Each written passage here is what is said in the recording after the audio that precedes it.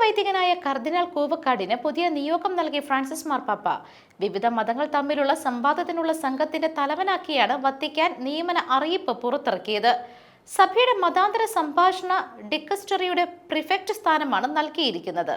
രണ്ടാം വത്തിക്കാനിൽ കൗൺസിലിൽ രൂപീകരിച്ച സംഘമാണിത്. ഫ്രാൻസിസ് മാർപ്പാപ്പയുടേതാണ് തീരുമാനം. നവംബറിൽ അന്തരിച്ച കർദിനാൾ അയൂസോയ്ക്ക് പകരമായിട്ടാണ് ഈ നിയമനം. ഇസ്ലാമിക വിഷയങ്ങളിൽ പണ്ഡിതനായിരുന്ന കർദിനാൾ ആയുസോ ഗിഷോട്ടിന്റെ പകരക്കാരനായി എത്തുമ്പോൾ കൂവക്കാടിന്റെ അംഗീകാരവും വർദ്ധിക്കുകയാണ്. ക്രിസ്ത്യാനികൾ ന്യൂനപക്ഷമായ രാജ്യങ്ങളിലേക്കുള്ള സന്ദർശനങ്ങൾ വിജയകരമായി ക്രമീകരിച്ചതാണ് കൂവക്കാടിന്റെ നിയമനത്തിൽ നിർണായകമായി മാറിയത്. വിവിധ മതങ്ങൾക്കിടയിൽ സൗഹാർദ്ദം ഊട്ടിയുറപ്പിക്കുന്നതിനും സമാധാനത്തിനായിട്ടുള്ള സംഭാഷണങ്ങൾ ത്വരിതപ്പെടുത്തുന്നതിനും പ്രവർത്തിക്കുന്ന വത്തിക്കാനിലെ മതാന്തര സംഭാഷണ ഡിക്കസ്റ്ററിയുടെ പുതിയ പ്രിഫെക്ടറായി കർദിനാൾ ജോർജ് കൂവക്കാടിനെ ഫ്രാൻസിസ് മാർപ്പാപ്പ നിയമിച്ചു. അതേസമയം മാർപ്പാപ്പയുടെ വിദേശയാത്രയുടെ ചുമതലകൾ അദ്ദേഹം തുടർന്ന് നിർവഹിക്കും.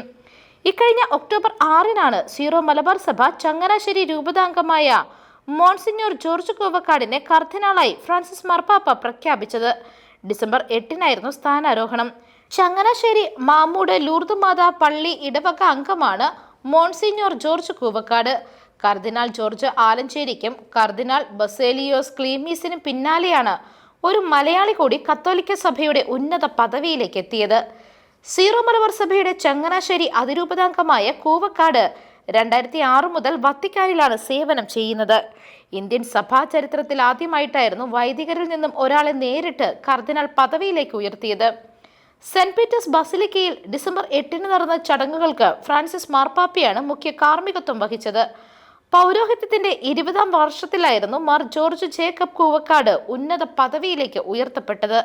കർദിനാളായിട്ടുള്ള കൂവക്കാടിന്റെ സ്ഥാനാരോഹണം ഇന്ത്യക്ക് അഭിമാന മുഹൂർത്തമാണെന്നായിരുന്നു പ്രധാനമന്ത്രി നരേന്ദ്രമോദി അടക്കമുള്ളവർ പറഞ്ഞത്. ഫ്രാൻസിസ് മാർപ്പാപ്പയ്ക്കൊപ്പമുള്ള ഇന്ത്യൻ പ്രതിനിധി സംഘത്തിന്റെ ചിത്രം പങ്കുവെച്ചുകൊണ്ടായിരുന്നു സ്ഥാനാരോഹണ ചടങ്ങിനെ കുറിച്ച് അന്ന് പ്രധാനമന്ത്രി എക്സിൽ കുറിപ്പിട്ടത്. ന്യൂസ് ഡെസ്ക് മെഗ്നവിഷൻ. മുംബൈ ഭീകരാക്രമണത്തിലെ മുഖ്യ സൂത്രധാരൻ തഹവൂർ റാണിയെ ഇന്ത്യക്ക് കൈമാറാൻ അമേരിക്കയിലെ സുപ്രീം കോടതി ഉത്തരവിട്ടു. തന്നെ ഇന്ത്യക്ക് കൈമാറുന്നതിനെതിരെ തഹാവൂർ റാണ സമർപ്പിച്ച ഹർജി കോടതി തള്ളി. ഏറെക്കാലമായി തഹാവൂർ റാണിയെ വിട്ടുകിട്ടാനായി ഇന്ത്യ അന്തർദേശീയ തലത്തിൽ സമ്മർദ്ദം ചെലുത്തുന്നുണ്ടായിരുന്നു. കനേഡിയൻ പൗരത്വമുള്ള പാകിസ്ഥാൻ വംശജനാണ് തഹാവൂർ റാണ. 64-കാരനായ ഇയാൾ നിലവിൽ ലോസ് ആഞ്ചലസിലെ മെട്രോപൊളിറ്റൻ ജയിലിൽ തടവിൽ കഴിയുകയാണ്. ഇന്ത്യക്ക് കൈമാറുന്നതിനെതിരെ അവസാന പരിശ്രമം എന്ന നിലയിലാണ് റാണ അമേരിക്കയിലെ സുപ്രീം കോടതിയെ സമീപിച്ചത്. ഇതിനു മുൻപ് അമേരിക്കയിലെ കീഴ്ക്കോടതികളിലെല്ലാം ഇയാൾ ഹർജി സമർപ്പിച്ചിരുന്നുവെങ്കിലും ഇന്ത്യക്ക് അനുകൂലമായ വിധിയാണ് എല്ലാ കോടതികളിൽ നിന്നും ഉണ്ടായത്. ന്യൂസ് ഡെസ്ക് മെഗ്നവിഷൻ. വെടിനിർത്തൽ കരാറിന്റെ ഭാഗമായിട്ടുള്ള ബന്ദിമോചനത്തിന്റെ 2-ാം ഘട്ടത്തിലേക്ക് കടക്കാൻ ഹമാസും ഇസ്രയേലും. 4 ബന്ദികളെ ഹമാസ് ഇന്ന് മോചിപ്പിക്കും. കരീന അരിയേവ്, ഡാനിയേല ഗിൽബാവ, നാമ ലെവി, ലിറി അൽബാഗ് എന്നിവരെയാകും മോചിപ്പിക്കുക. ഇസ്രയേലും ഇന്ന് 180 തടവുകാരെ മോചിപ്പിക്കും. ആദ്യഘട്ടത്തിൽ 3 ബന്ദികളായിരുന്നവരെയാണ് ഹമാസ് ഇസ്രയേലിന് കൈമാറിയത്. ഡൊറോൻ സ്റ്റെൻപ്രച്ചർ, എമിലി ധമാരി, റോമി ഗൊനൻ എന്നിവരായിരുന്നു മോചിപ്പിക്കപ്പെട്ടത്.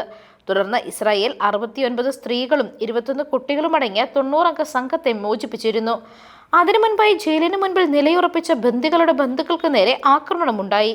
ജനുവരി 19-ന് ഇസ്രായേൽ പ്രാദേശിക സമയം 11:15-ഓടെയാണ് ഗസയിൽ വെടിനിർത്തൽ നിലവിൽ വന്നത്.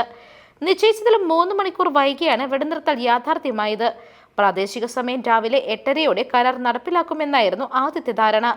എന്നാൽ ആദ്യഘട്ടത്തിൽ മോചിപ്പിക്കുന്ന ബന്ദികളുടെ പട്ടിക ഹമാസ് കൈമാറിയില്ലെന്നാരോപിച്ച് ഇസ്രായേൽ കരാറിൽ നിന്ന് പിന്മാറിയിരുന്നു. സാങ്കേതിക പ്രശ്നമാണ് പട്ടിക കൈമാറാൻ വൈകിയതിന് കാരണമെന്നായിരുന്നു ഹമാസ് നൽകിയ വിശദീകരണം. അതോടെ വെടിനിർത്തൽ നിലവിൽ വന്നു എന്ന് ഇസ്രായേൽ പ്രധാനമന്ത്രി ബെഞ്ചമിൻ നെതന്യാഹുവിന്റെ ഓഫീസ് അറിയിച്ചിരുന്നു. കരാർ നിലവിൽ വന്നതോടെ ഗസയിൽ വലിയ ആഘോഷമാണ് ഉണ്ടായത്. ന്യൂസ് ഡെസ്ക് മെഗ്നവിഷൻ. തുടർച്ചയായ 2-ാം വർഷവും വിദേശ വിദ്യാർത്ഥികൾക്കുള്ള സ്റ്റുഡന്റ് പെർമിറ്റുകൾ കുറിച്ച് കാനഡ. രാജ്യത്ത് റിയൽ എസ്റ്റേറ്റ്, ആരോഗ്യം തുടങ്ങിയ സുപ്രധാന മേഖലകളിൽ കഴിഞ്ഞ കാലങ്ങളിലുണ്ടായ വിലക്കയറ്റം പരിഗണിച്ചാണ് കാനഡയുടെ സുപ്രധാനമായ തീരുമാനം. 2025-ൽ ആകെ 4,37,000 പെർമിറ്റുകൾ മാത്രമാണ് കാനഡ അനുവദിക്കാനായി പോകുന്നത്. 2023-നെ അപേക്ഷിച്ച് നോക്കുമ്പോൾ 10% കുറവ് പെർമിറ്റുകൾ അനുവദിക്കുന്നതിലുണ്ടാകും. 2024 തൊട്ടാണ് കാനഡ വിദേശ വിദ്യാർത്ഥികൾക്ക് നിയന്ത്രണം ഏർപ്പെടുത്തി തുടങ്ങിയത്. വിദ്യാർത്ഥികളുടെ അനിയന്ത്രിതമായ കുടിയേറ്റം രാജ്യത്തെ റിയൽ എസ്റ്റേറ്റ് മേഖലയിലും പൊതുജനാരോഗ്യ മേഖലയിലും വലിയ വിലവർദ്ധനവിന് കാരണമാക്കിയിരുന്നു. ഇതോടെ രാജ്യത്ത് പ്രതിഷേധങ്ങൾ കനത്തിരുന്നു. 2023 6,50,000 വിദേശ വിദ്യാർത്ഥികൾക്കാണ് കാനഡ പെർമിറ്റ് നൽകിയത്. രാജ്യത്തിലേക്കുള്ള എക്കാലത്തെയും വലിയ കുടിയേറ്റമായിരുന്നു ഇതെന്നാണ് കണക്കാക്കുന്നത്. വിദ്യാർത്ഥികൾ അല്ലാതെയുള്ള പ്രൊഫഷണലുകളും കാനഡ തിരഞ്ഞെടുക്കാൻ തുടങ്ങിയതോടെ അത്യാവശ്യ മേഖലകളിലെല്ലാം വിലക്കയറ്റമുണ്ടായി. കുടിയേറ്റ നയത്തിന്റെ പേരിൽ ജസ്റ്റിൻ ട്രൂഡോ അടക്കം വലിയ വിമർശനമായിരുന്നു നേരിട്ടത്. News desk മെഗ്നവിഷൻ.